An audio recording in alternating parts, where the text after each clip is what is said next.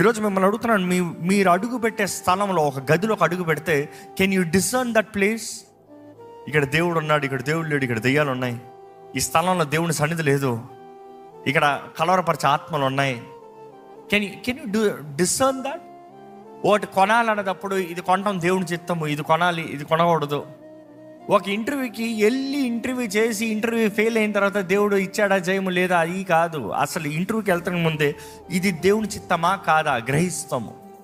ఒక కాలేజీలో చేరిన తర్వాత చదివి 3 సంవత్సరాలు అయిన తర్వాత ఇది దేవుని చిత్తం కాదని వదిలిపెట్టి అది డిసర్నింగ్ కాదు, అది దేవుని చిత్తం జరిగిస్తాం కాదు. ఈరోజు గమనించాలి, దేవుని ఆత్మ మనలో పనిచేయాలంటే, మనలో కార్యము జరిగించాలంటే, మన ద్వారముగా దేవుని ఆత్మ తండ్రి చిత్తాన్ని జరిగించాలంటే మనకి కావాల్సిన డిసర్నింగ్, దేవుని చిత్తం ఏంటో గ్రహించి తెలుసుకోవాలంట, డిసర్న్ చేయాలంట. నోయింగ్ ఇది దేవుని చిత్తమో